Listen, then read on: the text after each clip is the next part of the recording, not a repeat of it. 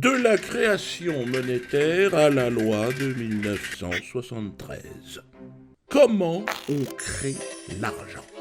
Si je vous disais que votre argent n'est pas protégé sur votre compte, que les États ne créent pas l'argent, pas plus qu'ils n'ont la main mise sur leur régulation.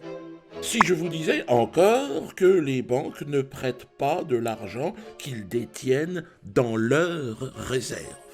Si je vous disais que tout cela n'est qu'un tour de magie, une magistrale arnaque basée sur une croyance collective savamment entretenue.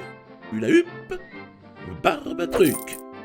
Si je vous disais encore que les banques ne prêtent pas leur argent, elles font des crédits en créant de l'argent de nulle part. Si je vous disais que les États sont obligés d'emprunter avec des taux d'intérêt stupéfiants à leurs créanciers qui sont les banques et les marchés financiers. Ils payent des intérêts sur de l'argent qui sort de nulle part, créé sur demande. Si je vous disais que l'argent que vous pensez avoir sur votre compte n'est qu'une promesse de dette, et qu'en cas de faillite ou de bank run, vous vous retrouverez alors dans une situation de néant, dans laquelle vous constaterez que ce que vous pensez avoir, ce que vous pensez posséder, n'était qu'une illusion, une chose qui n'a jamais existé. Il est important de comprendre qu'une fois sorti de votre poche et placé sur votre compte, votre argent ne vous appartient plus. Il appartient légalement à votre banque, qui vous accorde alors une reconnaissance de dette. Alors, comment tout cela a-t-il commencé? Les banques ont créé un système de calcul très intéressant pour eux. On appelle cela les réserves fractionnaires. Pour faire un petit tour historique, il nous faut remonter à la période de la Renaissance. À cette époque, les usuriers stockaient l'or des riches marchands. Ce stockage d'or était certifié par un document de retrait ou une reconnaissance de dette. Au bout d'un certain temps, les usuriers s'aperçurent que l'usage faisant, les gens ne demandaient que rarement de récupérer leur or, mais plutôt s'échangeaient les papiers de reconnaissance de dette. Ils ont alors décidé d'imprimer plus de papiers de reconnaissance de dette que l'or qu'ils avaient en stock. Ils se sont mis ainsi à prêter de l'argent à d'autres marchands afin de financer d'autres expéditions. Une fois ces dernières accomplies, le marchand remboursait la dette et payait les intérêts. L'usurier encaissait ainsi un bénéfice et détruisait le papier de dette récupéré. Aujourd'hui, le système est le même. Les banques fabriquent de l'argent virtuel pour financer des crédits en tout genre, pour leurs clients ou pour leur propre compte d'ailleurs. Cet argent virtuel leur permet même d'acheter des actions et de spéculer en bourse. Ils peuvent créer de l'argent quasiment sans limite. Presque sans limite, effectivement, car officiellement, ils ne peuvent créer plus de 14 fois leurs réserves. Selon les accords de Bâle, des accords qui, entre nous, dans les faits, ressemblent plus à des recommandations qu'à des obligations. Donc, comme on peut s'en douter, rien ne les empêche vraiment de créer par le biais du jeu comptable autant d'argent virtuel qu'il leur est nécessaire. Pour résumer, c'est un peu comme si vous faisiez des chèques sans solde sur votre compte, des chèques qui ne seraient jamais refusés. Chaque jour, donc, vous avez compris, les banques créent de l'argent sans aucune restriction. Ce même argent que vous avez obtenu à la sueur de votre front, les banques, elles, ont juste une ligne à rajouter sur leur ordinateur pour l'obtenir. Et sachez que cette ligne sur l'ordinateur nous coûte très cher en intérêts. Plusieurs dizaines de milliards d'euros sont donnés chaque année aux banques par l'État français, donc avec vos impôts. L'État français qui doit payer ses intérêts et rembourser une dette artificielle qui ne s'arrête jamais. plus de 100% du PIB. Et cela date de la loi Pompidou, alors président de la République française et ancien directeur général de chez Rothschild.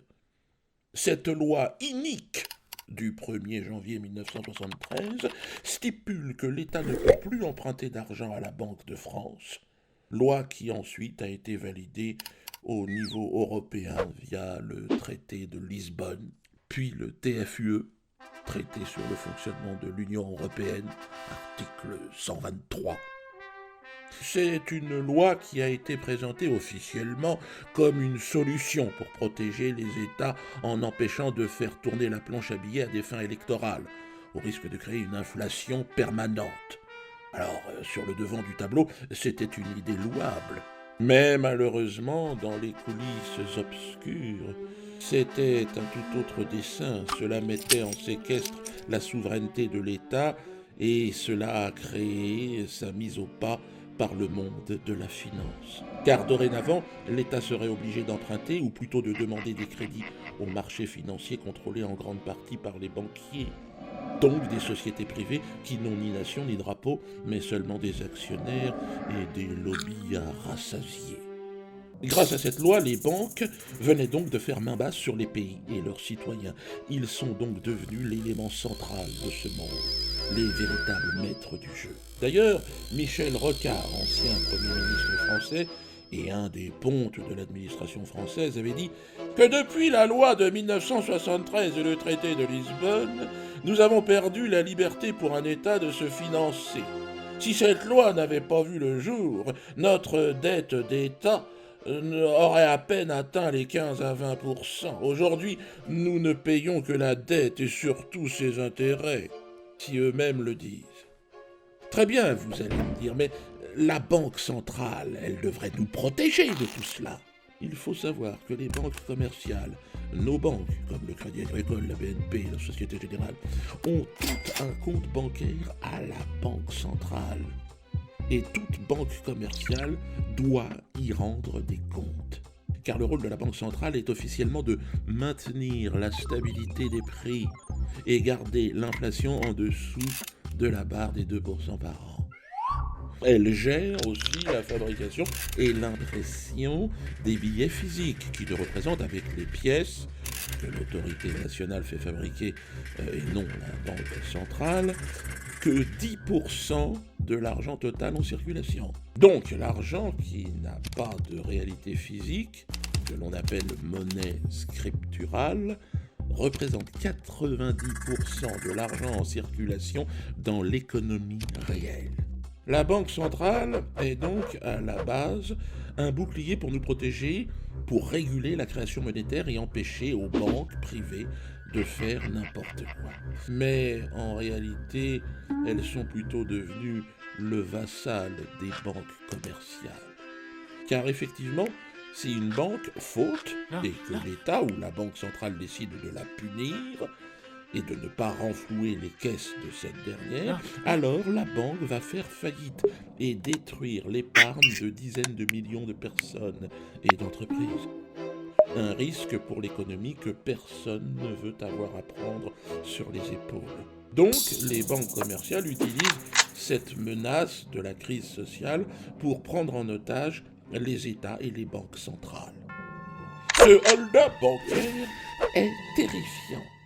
Et tant qu'une nationalisation d'État n'est pas faite auprès des banques, alors il ne pourra pas y avoir d'échappatoire à cette domination des banques privées.